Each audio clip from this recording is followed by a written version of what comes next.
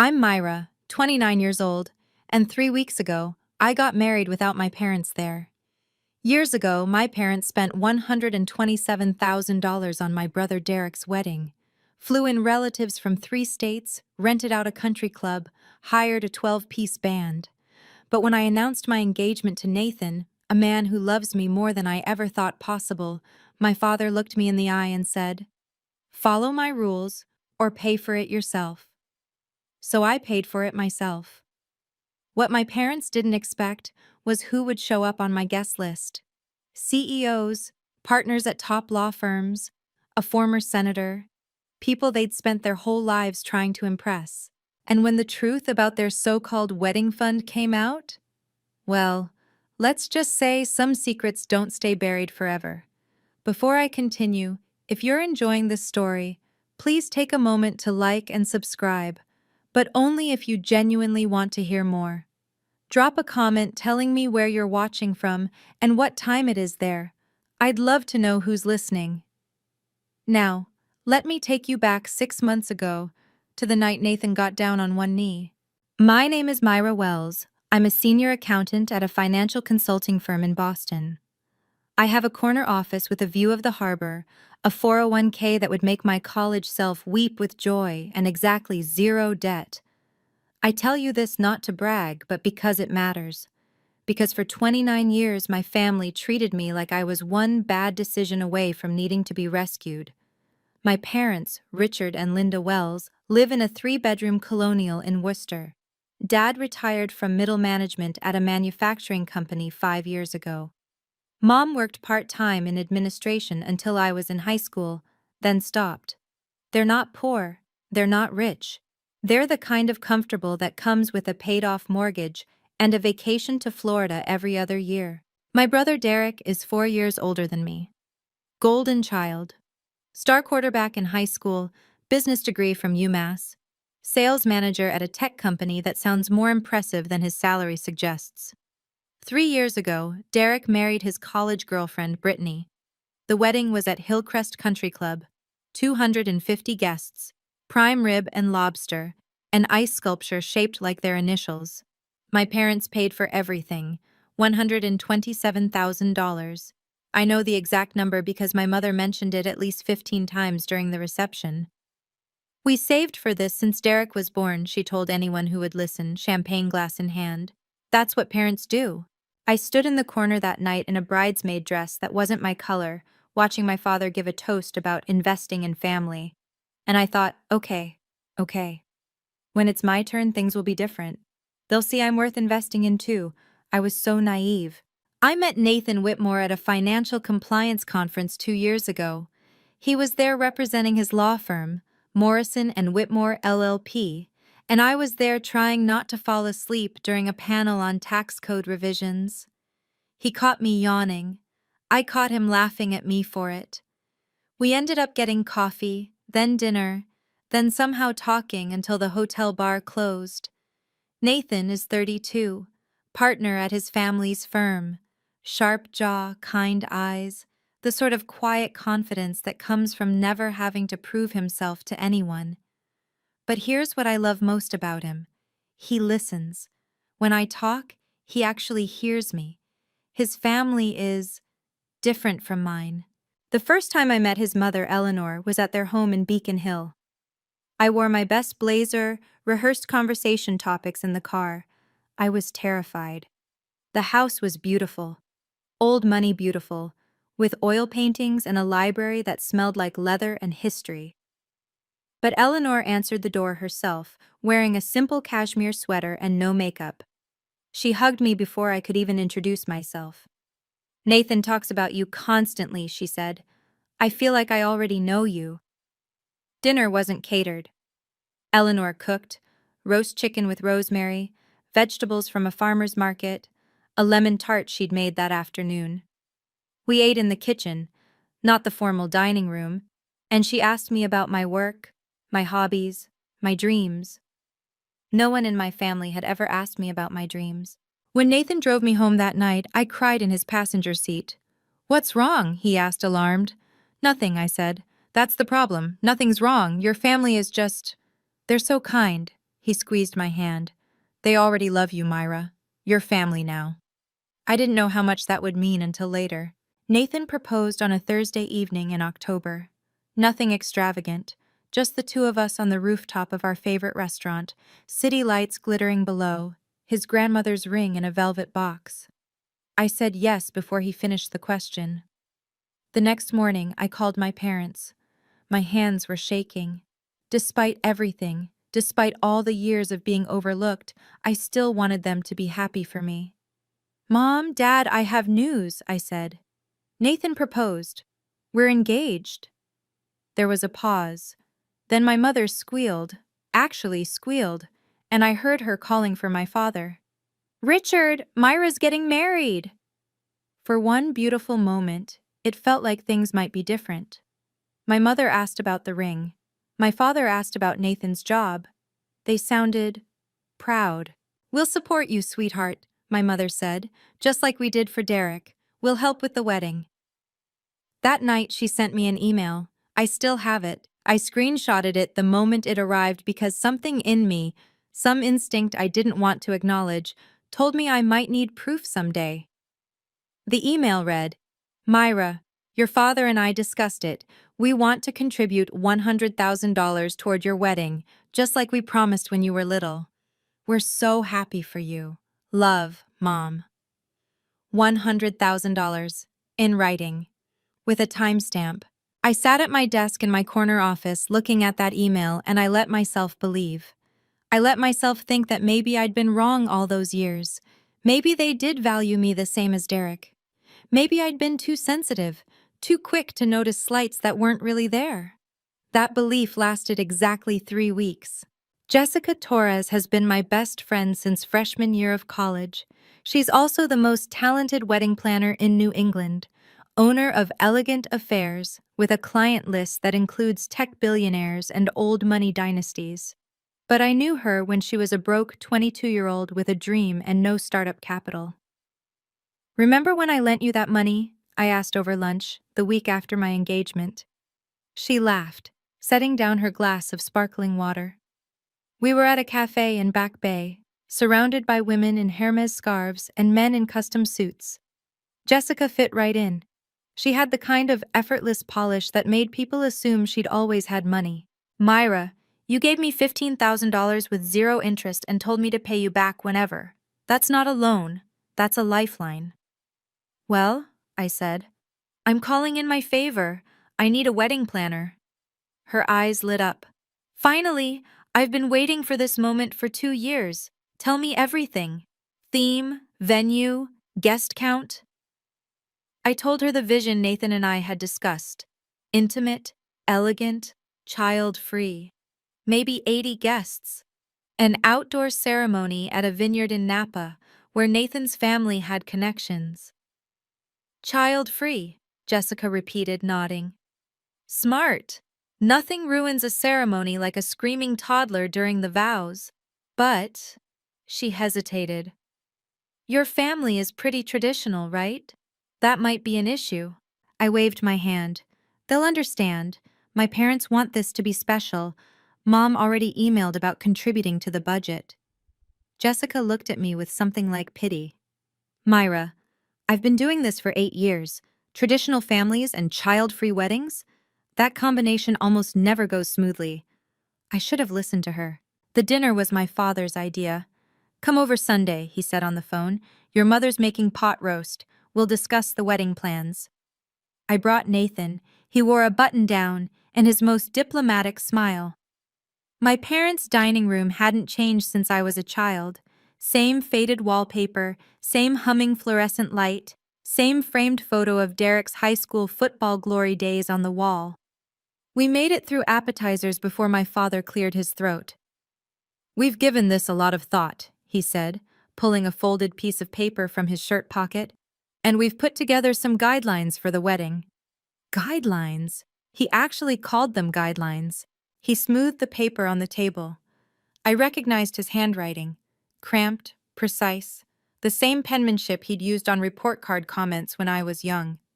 "Myra needs to apply herself more." "Rule 1, he read. "All family must be invited. Both sides. That means your great Aunt Marge, your cousin Tommy's kids, the Hendersons from church, everyone. I felt Nathan tense beside me. Rule 2. No child-free wedding. Children are part of family. Rule 3. No destination wedding. The ceremony stays local. Rule 4. We have final approval over the guest list. Rule 5. The ceremony will be at St. Catherine's. It's where your mother and I were married. He looked up satisfied, like he'd just presented a reasonable business proposal. My mother nodded beside him. These are the same rules Derek followed. It's only fair. I looked at the list. 200 guests. A church I hadn't attended since high school. Every screaming child and judgmental relative I'd spent my adult life avoiding. And if I don't agree? I asked quietly. My father's expression didn't change. Then you pay for it yourself. I tried. God, I tried. Dad, the child-free policy isn't about excluding anyone, I explained, keeping my voice calm. Nathan's nephew ruined his best friend's ceremony last year, knocked over the unity candle, started crying during the vows. The couple was devastated. We just want to avoid that. My father didn't blink. Children are family. Okay, what about a compromise? I pressed on. Children can come to the reception, just not the ceremony. That way— No. Nathan squeezed my knee under the table. A warning. Don't push. The guest list, I tried again. 200 people is a lot. What if we invited immediate family and close friends? Maybe 100? My mother let out a sharp laugh. 100. Myra, I've already told Aunt Marge, Uncle Tom, the Hendersons, the Fitzgeralds. Wait. I stared at her. You already told them? She had the grace to look slightly uncomfortable. Well, yes. When you announced the engagement, people asked. I couldn't just say nothing. You invited people to my wedding without asking me?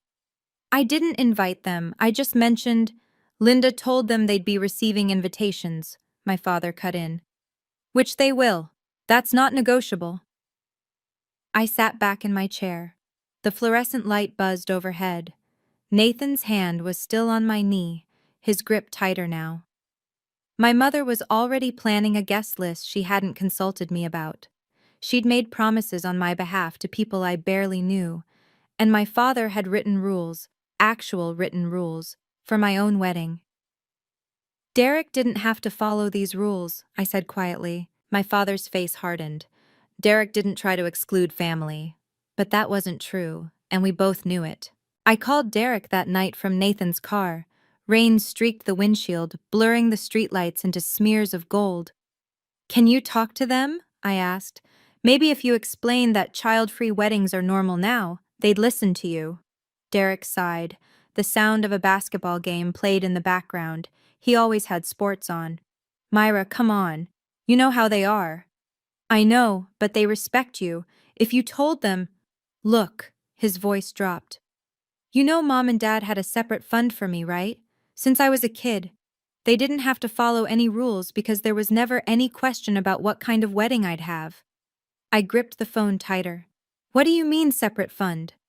A pause. Too long. Derek, what fund? I thought you knew.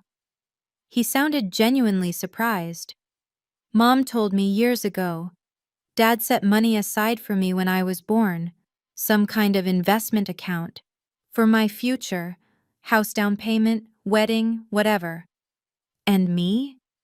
Did they set one aside for me? Silence. Derek. I don't know, Myra. His voice was uncomfortable now. I mean, Dad always said— You know how he is, old-fashioned. He figured you'd marry someone who'd take care of that stuff. That the husband's family would pay for the wedding. That's just what he believed. The rain pounded harder. Nathan watched me from the driver's seat, concern etched on his face. So there was never a fund for me, I said flatly. The 100,000 Mom promised. They don't actually intend to give it. I don't know, maybe? Myra, I'm not trying to— It's fine, I said. Thanks for being honest. I hung up and stared at the rain. 29 years. 29 years of thinking I was part of the same family. The same love, the same future. I understood now. I never was. My father called the next day. No greeting, no preamble. I need your decision, Myra. The rules stand. Take them or leave them. I was at my desk, reviewing quarterly reports. My corner office, my harbor view, the life I'd built entirely on my own. I have a question first, I said. Did you give Derek these same rules? Silence. Did you require him to invite 200 people? Did you demand final approval of his guest list? Did you threaten to withdraw funding if he didn't comply? Derek understood family values. That's not an answer. My father's voice went cold. Derek is my son. He's carrying on the family name. You're marrying into another family. The Whitmores will be your family now. That's how it works. There it was. Finally. The truth he'd never quite said out loud. So because I'm the daughter, I'm worth less. I didn't say that. You didn't have to. In the background, I heard my mother's voice. Richard, tell her she's being dramatic. Mom, I said, cutting in. I heard you. And I'm not being dramatic, I'm being clear. My father took a breath. This is our final offer. Accept the conditions or fund the wedding yourself. We won't be manipulated by guilt or modern nonsense. I thought about the email my mother had sent, the promise of $100,000, the timestamp I'd screenshotted. I thought about Derek's accidental confession, the fund that existed for him and never for me. I thought about Eleanor Whitmore, who'd hugged me the first time we met and asked about my dreams. I understand, Dad, I said. I'll fund it myself. And I hung up before he could respond. Nathan found me on the couch that evening, still in my work clothes, staring at nothing. He sat beside me, not speaking, just present, waiting until I was ready. They never planned to help me, I said finally. The whole thing, the promise, the email, it was conditional from the start. They wanted control, not to support me. Nathan pulled me close. Then we do this ourselves. We don't need their money, Myra. We have each other. It's not about the money, my voice cracked. It's that they think I'm worth less than Derek. They've always thought that. And I kept hoping I was wrong. The next morning, Eleanor called. Nathan told me what happened, she said. Her voice was warm, concerned, but not pitying. I want you to know something. When I married James, my own parents disapproved. They thought I was marrying beneath them, a young lawyer with no family connections. They refused to contribute to the wedding. I blinked. I didn't know that. James's mother gave us $10,000. It was everything she had. She said, "Love doesn't come with conditions." I've never forgotten that. I heard her take a breath. Myra, I'd like to contribute $50,000 to your wedding. No conditions, no rules. This isn't charity. It's what family does. And you are family. Eleanor, I can't. You can. You will. Her tone was gentle but firm. I had someone do this for me once. Now I'm doing it for you. Please let me. A week later, a check arrived with a handwritten note on ivory stationery, the paper thick and heavy in my hands. Love doesn't come with conditions. Welcome to the family, sweetheart. Eleanor. I cried for an hour. But for the first time in weeks, they were good tears. If you've made it this far, maybe you understand what I was feeling. That moment when you realize your family's love came with an asterisk you never knew about. Let me be clear about something. I don't need their money. Nathan and I could pay for this wedding twice over. But that's not the point. The point is that they gave Derek $127,000 with a smile and a toast. And they're offering me conditions and ultimatums. This was never about the money. It's about whether I matter as much as my brother. And I have my answer. Now, back to 3 months before the wedding. The call started the week after I told my father I'd pay for the wedding myself. First, it was Aunt Marge. Myra, sweetheart, your mother says you're not inviting family to the wedding? That can't be right. Then Uncle Tom. I heard you're doing some kind of exclusive thing? What's this about no kids allowed?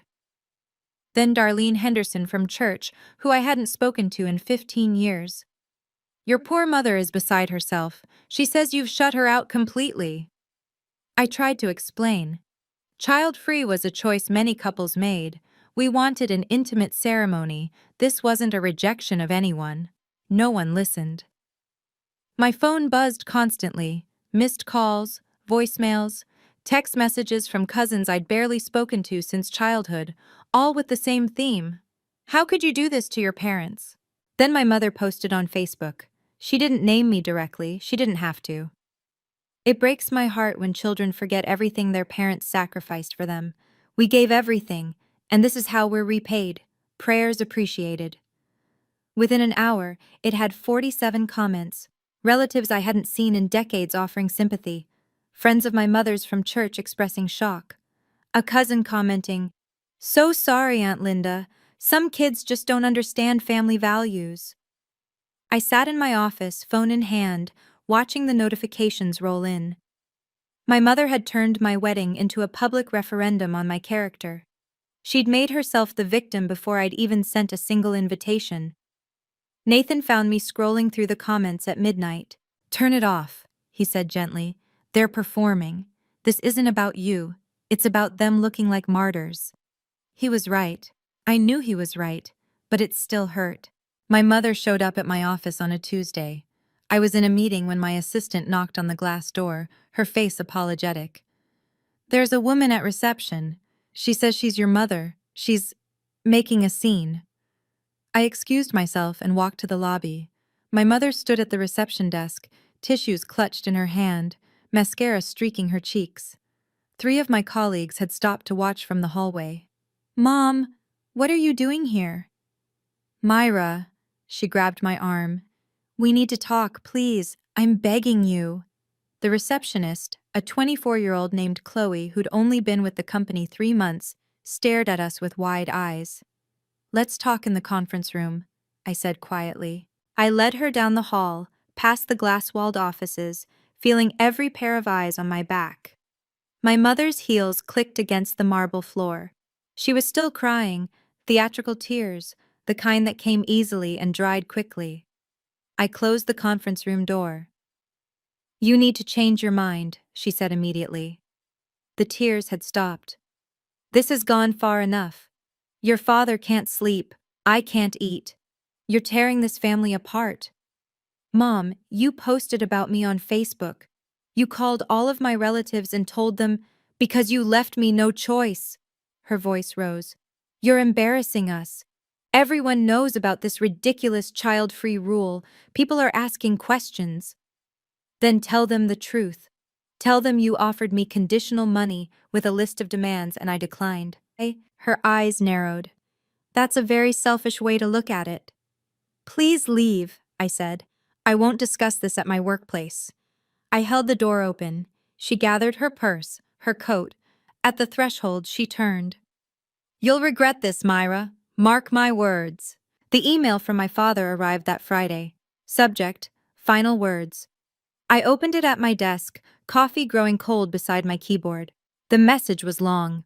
3 full paragraphs of grievances I'd heard variations of my entire life.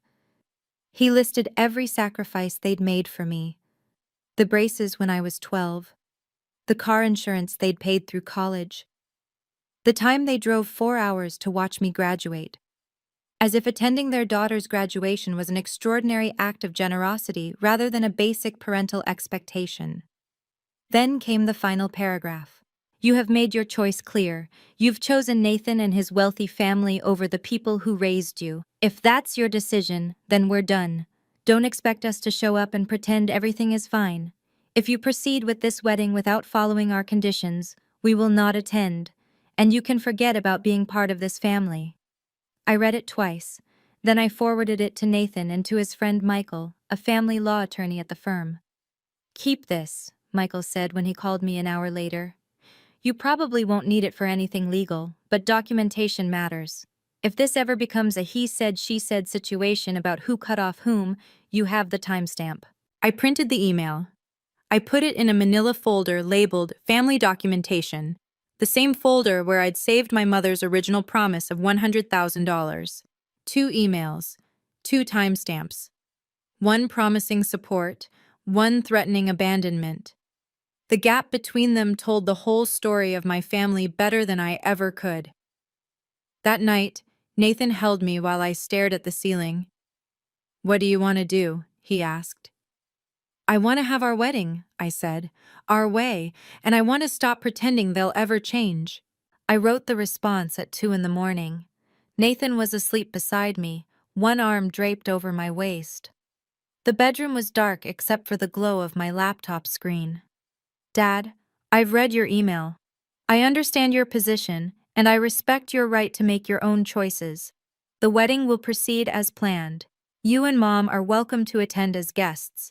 There will be no special roles, no speeches, no reserved parent of the bride seating. But you are welcome. I'm not doing this to hurt you.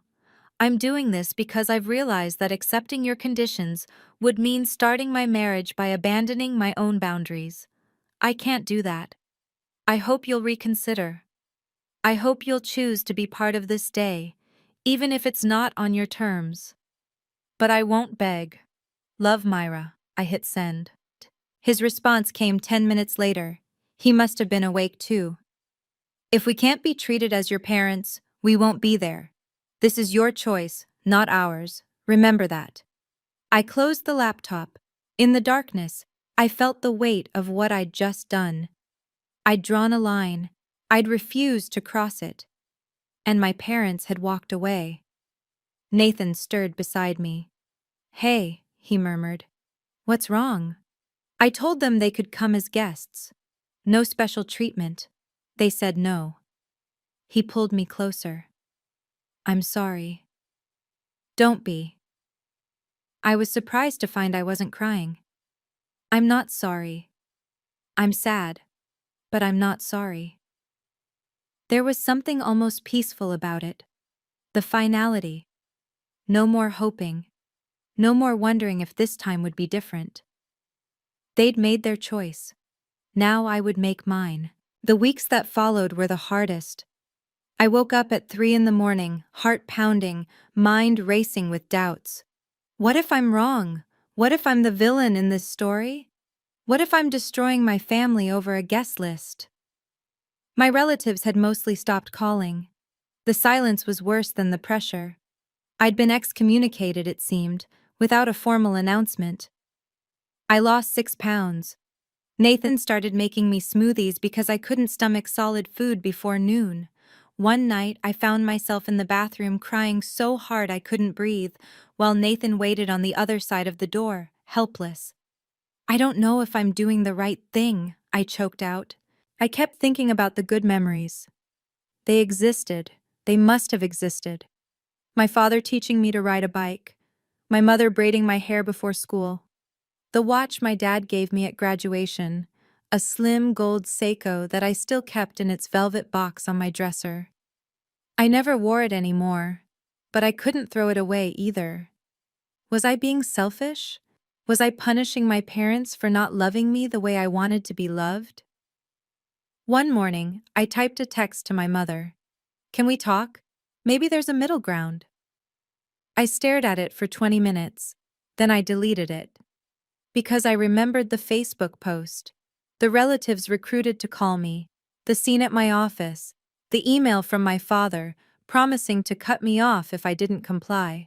This wasn't a disagreement about wedding details. This was a power struggle, and if I gave in now, I'd be giving in forever. I put down my phone. I went to work. I kept going. Derek texted me on a Sunday. "Can we meet coffee? I want to help." I almost said no. But some part of me, the part that still remembered my big brother letting me tag along to the arcade when we were kids, wanted to believe he meant it. We met at a cafe near Fenway. Derek was already there when I arrived, wearing a wrinkled polo and nursing a black coffee.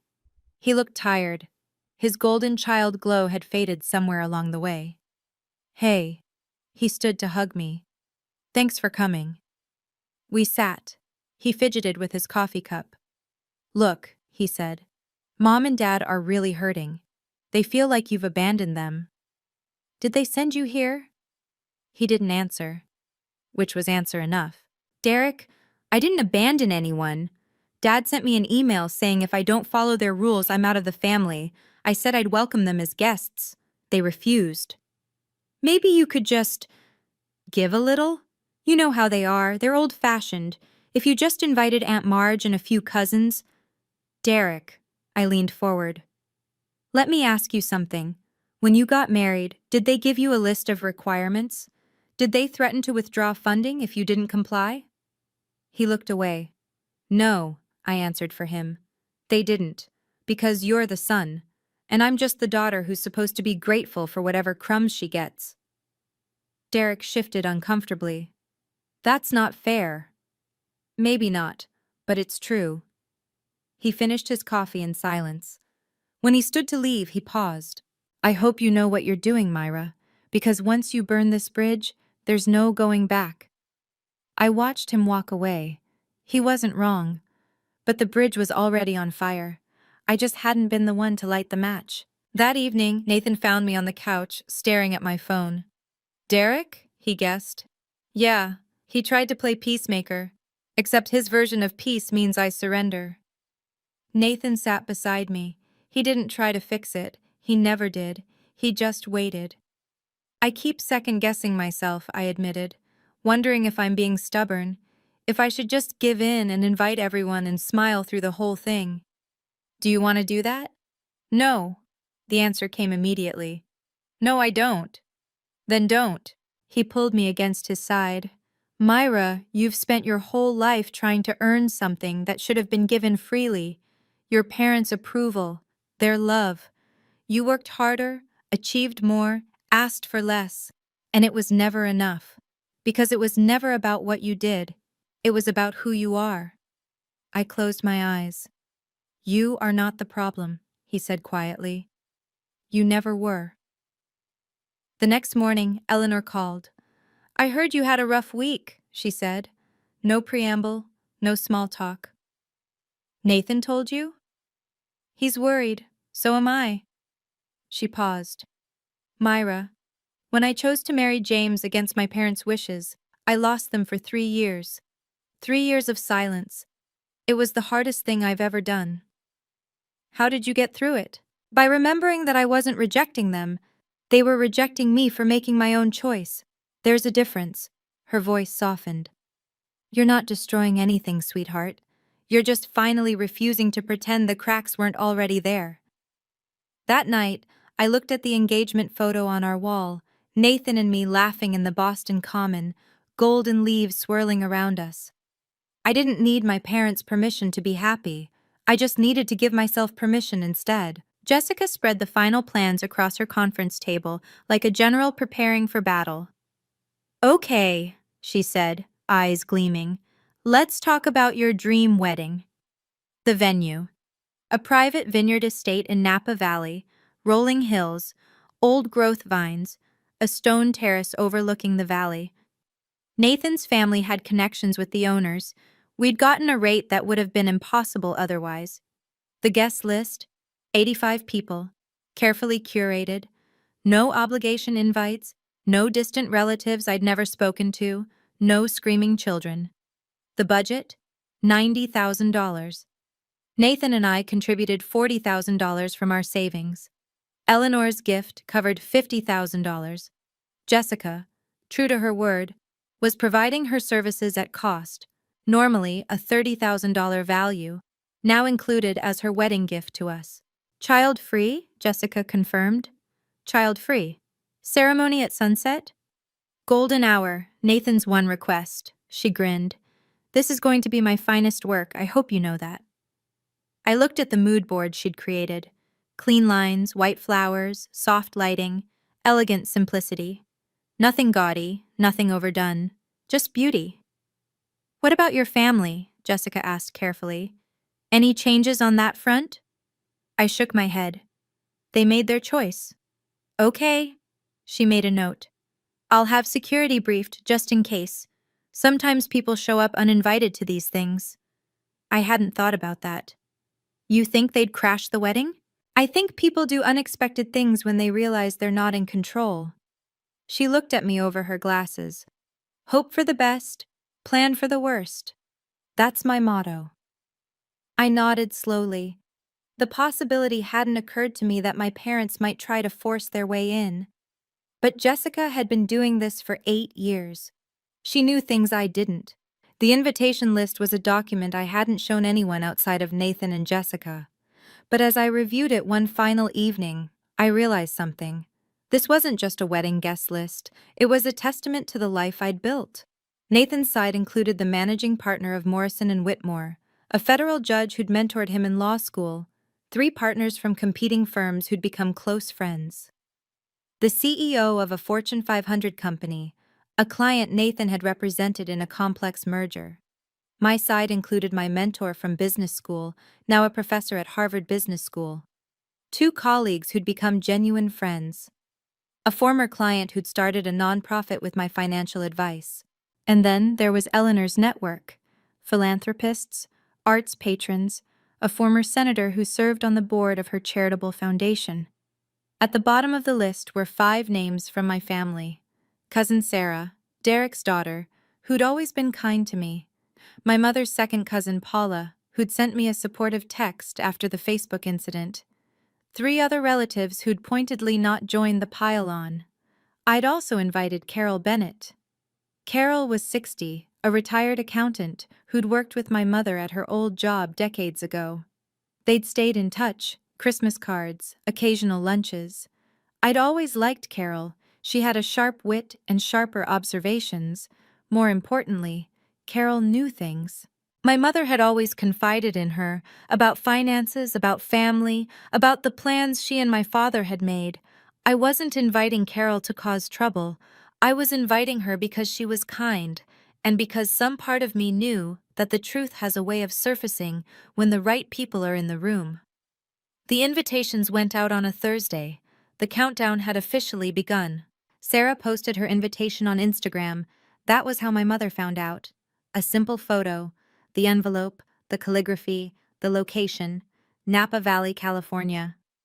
Sarah captioned it with a string of champagne emoji and the words, "Wedding season." My phone rang within the hour. You invited Sarah but not her mother? My mother's voice was ice. You invited your cousin's daughter, but not your own aunt? I invited people who've supported me, I said calmly. I was at home, sitting on the balcony, watching the sunset paint Boston's skyline orange.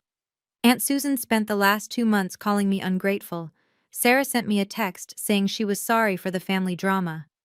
This is calculated. You're doing this to hurt us. I'm doing this to have the wedding I want. You made your choice, Mom.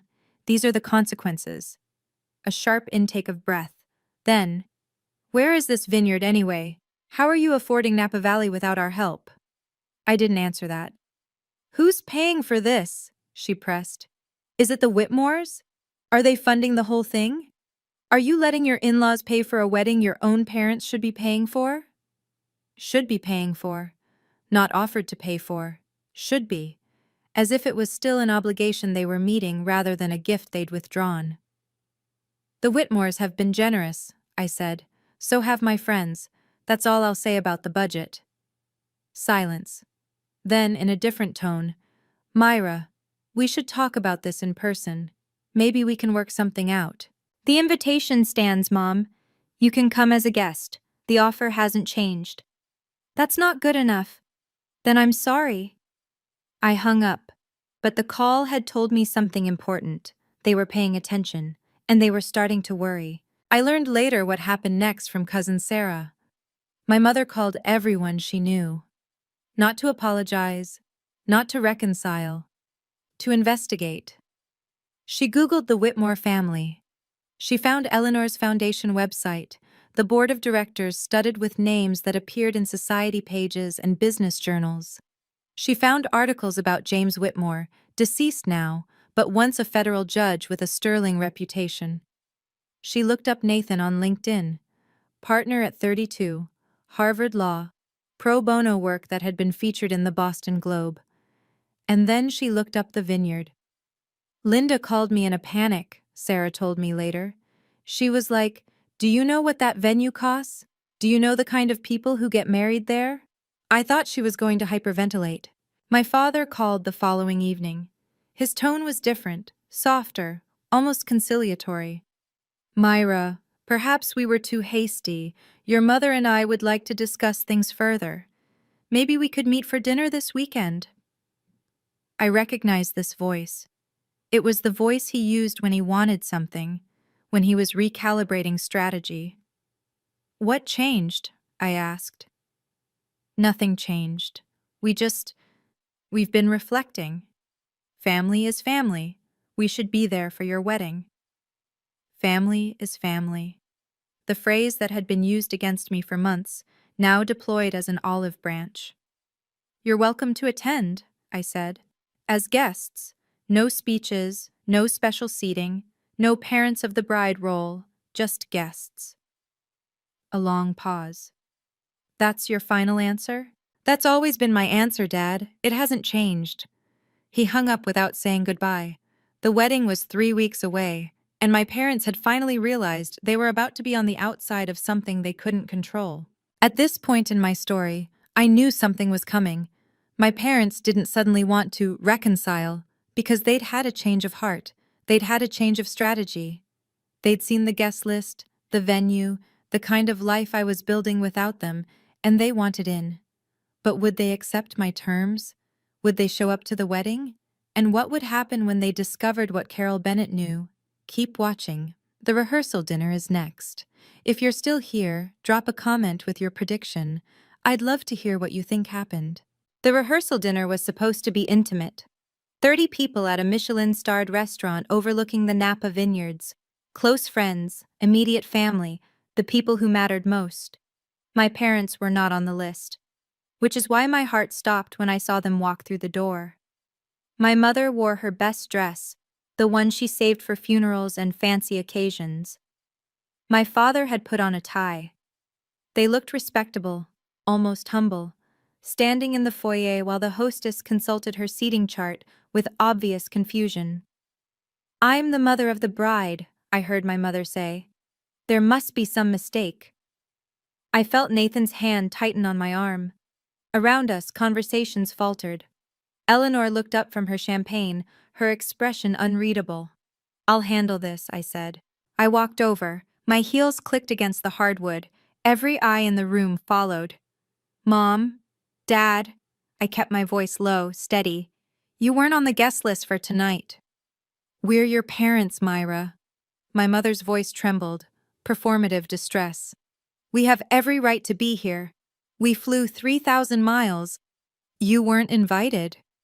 We're here to support you. Isn't that what you wanted?" Jessica materialized beside me, tablet in hand. "Ma'am, sir, if I could speak with you privately for a moment." My father's face reddened. "We don't need to speak privately. We need to be let into our daughter's event." Eleanor rose from her seat and crossed the room. She moved like water, graceful, unhurried, impossible to ignore. "Richard, Linda," her voice was warm but firm, "perhaps we could discuss this in the private dining room. I'd hate for this to become a scene." My father looked at Eleanor, at her pearls, her posture, her quiet authority, and some of the bluster drained from his face. "Fine," he said tightly. "Let's talk." The private dining room was small, a table for 6, wine bottles lining the walls, soft lighting that couldn't soften the tension. My parents sat on one side. Nathan, Eleanor, and I sat on the other. My father spoke first. "We came to support our daughter. That's all."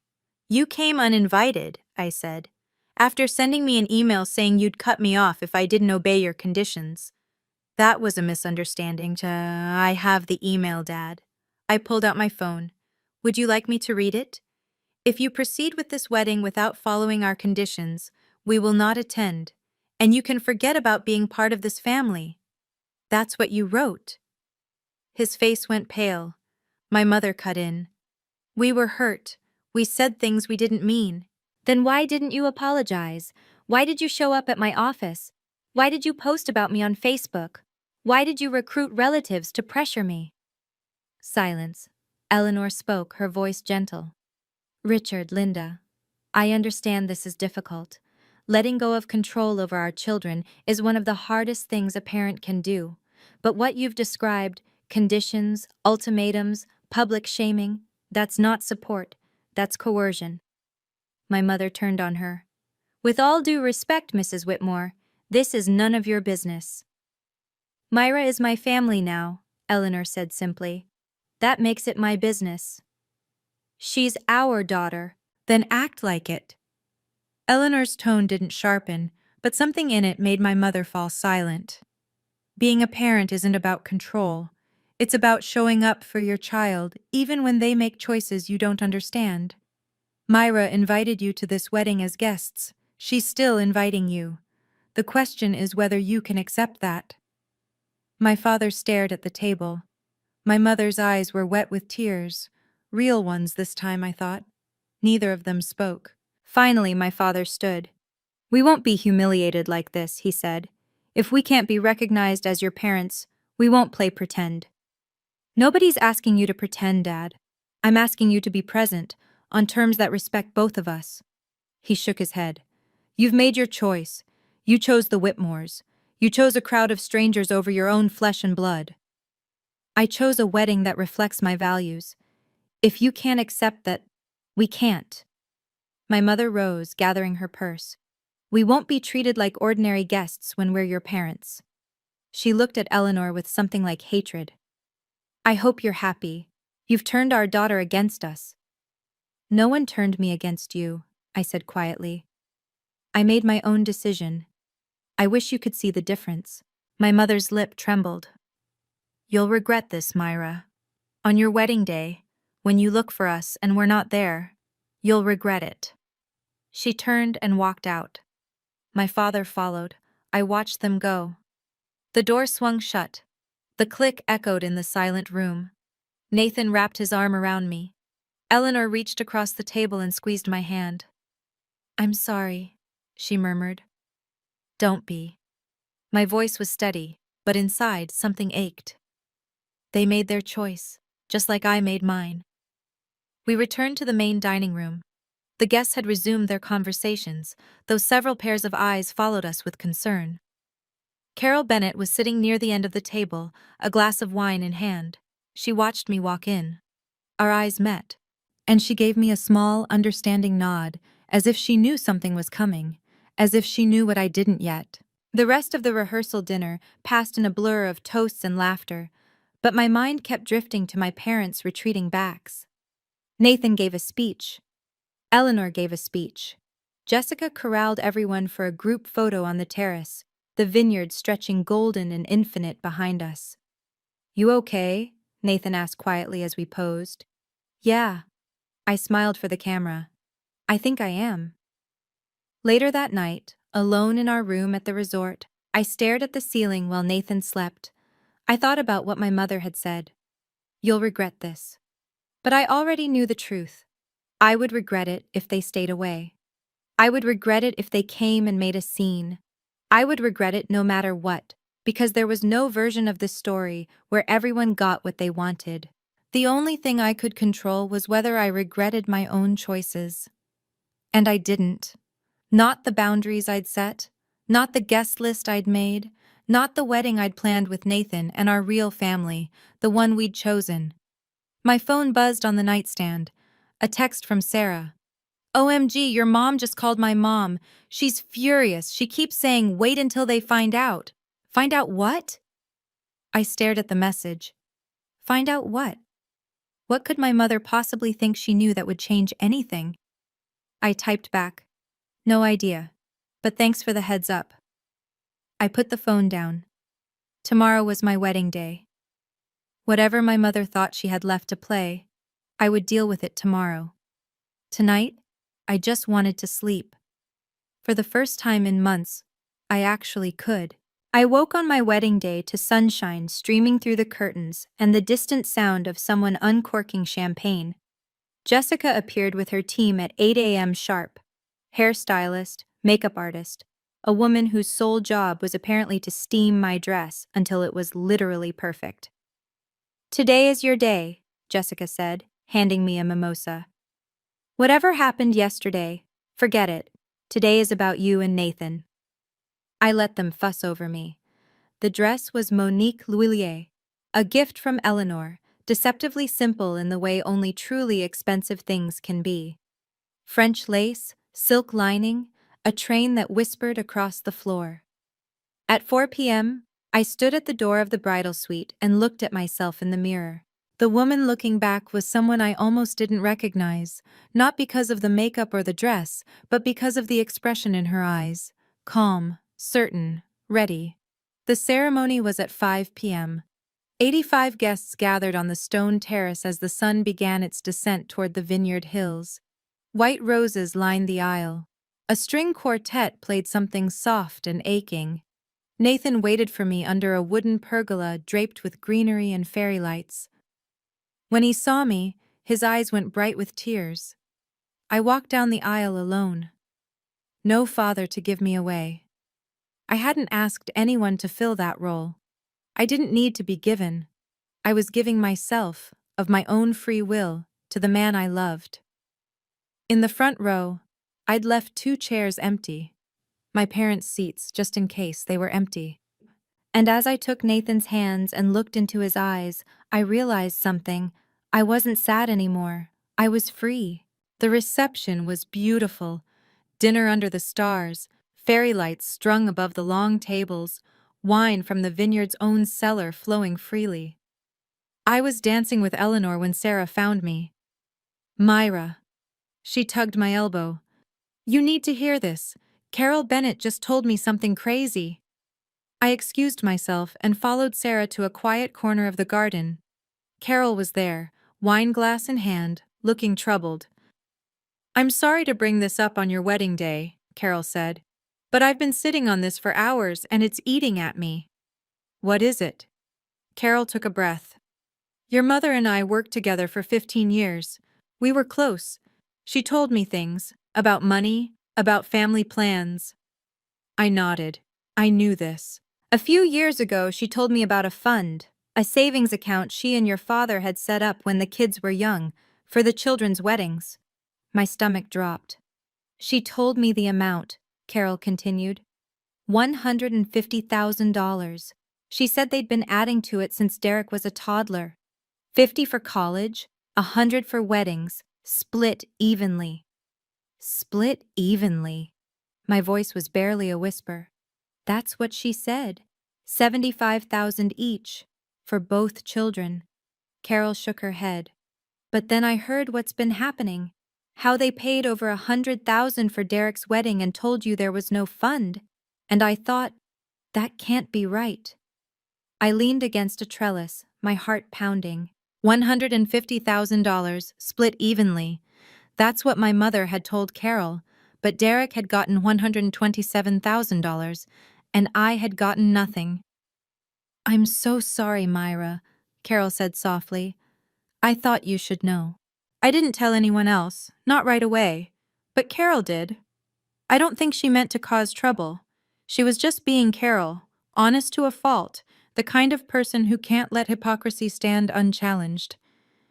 And when she went back to the table and Aunt Paula asked why she looked so serious, Carol told her. Words spread like wine spilling across a white tablecloth. By the time I was cutting the cake with Nathan, I noticed the whispers. Guests huddled in small groups, glancing at me with a mix of sympathy and shock. Sarah was on her phone, texting furiously. Something's happening, Nathan murmured. I know. I caught fragments of conversation as we moved through the crowd. 150,000. Told Carol years ago. And they gave Derek everything? No wonder they didn't come. Nathan's partner Michael approached us, expression grave. Myra, I just heard something interesting from one of the guests. About a family fund? It's true, I said quietly. My mother told Carol Bennett about it years ago. They had money for both of us. They just chose to spend it all on Derek. Michael's jaw tightened. And they had the nerve to put conditions on giving you anything. The truth I'd suspected, that Derek had accidentally confirmed, was now spreading through the wedding like wildfire. And I hadn't done anything to make it happen. I hadn't exposed them. I hadn't confronted them. I just invited Carol Bennett to my wedding. The same Carol my mother had trusted with family secrets. The same Carol who believed that truth should never be hidden. Sometimes justice doesn't require revenge. Sometimes you just have to step out of the way and let the truth do its work. 3,000 miles away, my parents' phone was ringing. I learned this later from Sarah, who'd called her mother, who'd called my mother immediately after hearing Carol's story. "Is it true?" Aunt Susan demanded. "Did you really have 150,000 saved? Did you give Derek all of it and nothing to Myra?" My mother, I'm told, tried to lie. Carol misunderstood. "It wasn't like that. Linda, Carol is a certified accountant. She remembered numbers. She remembered you bragging about the fund at lunch 10 years ago. It was our money. We had the right to decide." "You had the right to lie to your daughter? To pretend there was nothing when there was plenty?" My father got on the phone, tried his stern voice. "This is a private family matter." "Private?" Aunt Susan laughed.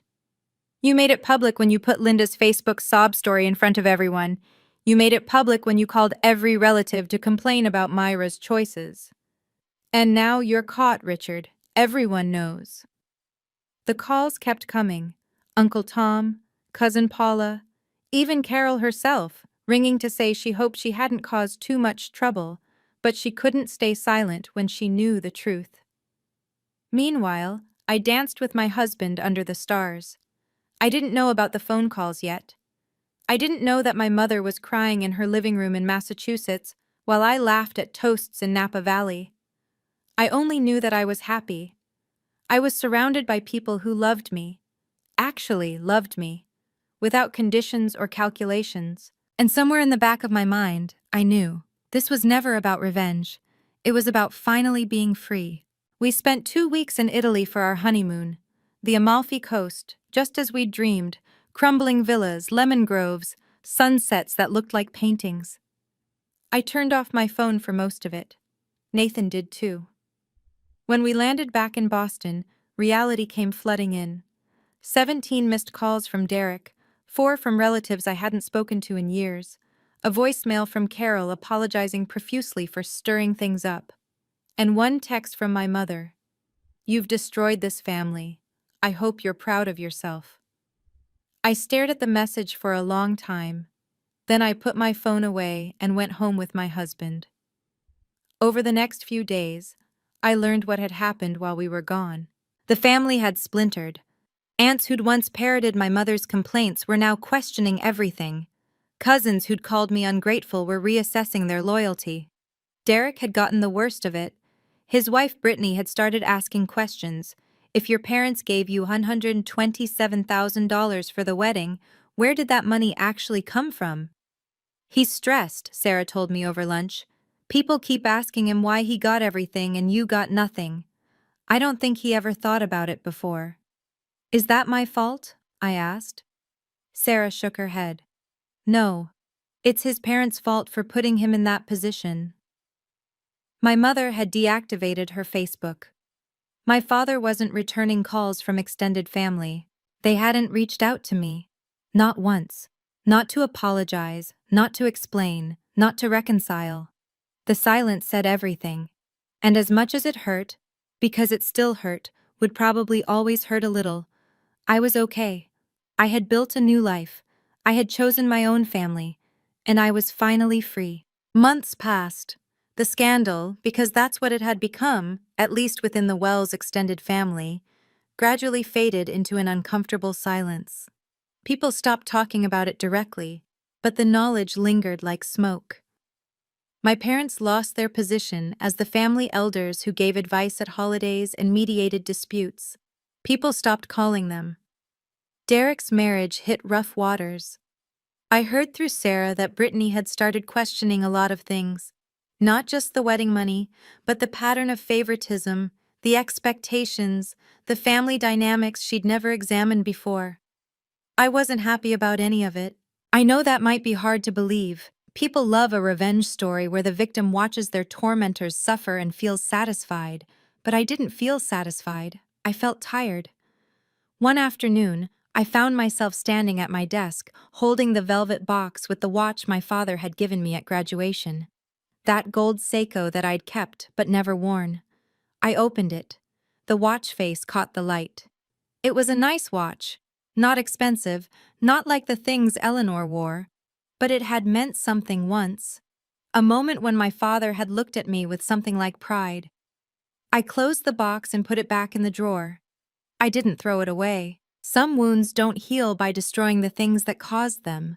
They heal by acknowledging what was, mourning what could have been, and choosing to move forward anyway. Nathan found me staring out the window that evening, the city lights of Boston glittering below. "Thinking about them?" he asked.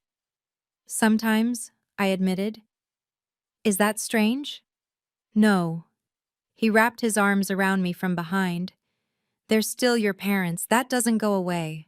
"No," I agreed, "it doesn't. I don't know if my parents will ever change. Part of me still hopes they will. Part of me has accepted they won't. What I know for certain is this. I spent 29 years trying to earn something that should have been given freely. Love. Acceptance. The simple acknowledgement that I was worth as much as my brother. I bent myself into shapes trying to please them. I made myself small. I accepted conditions and ultimatums and casual cruelties because I thought that was just how families worked. It took losing them to realize I'd never really had them. Not the way I wanted, not the way I deserved. But here's the thing about building your own family. You get to choose. Nathan chose me. Eleanor chose me. Jessica chose me. Carol Bennett, in her own way, chose me by refusing to let lies stand. And I chose myself. That's the real ending of this story. Not revenge, not triumph, not even justice, really. Just freedom. The freedom to set boundaries and enforce them. The freedom to love people who love you back without asterisks. The freedom to walk down an aisle alone because you don't need to be given away. If you're watching this, and you're in a similar situation, if your family makes you feel like you're not enough, like their love comes with terms and conditions, like you're always one wrong step away from being cut off, I want you to know something. You are worthy of unconditional love. And if the people who were supposed to give it to you won't, you have the right to find it elsewhere. You have the right to build your own family. You have the right to choose yourself. I'm Myra Wells. I'm 29 years old, and I finally know what it means to be free. Thank you for staying with me until the end.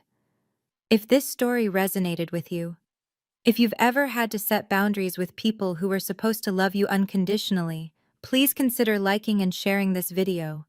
Your support means more than you know. Subscribe to the channel if you want more stories like this. I have plenty more to share. And leave me a comment below. Have you ever had to choose yourself over someone else's expectations? I want to hear your story. We're all in this together. Check the description for more videos. I'll see you in the next one. Take care of yourselves.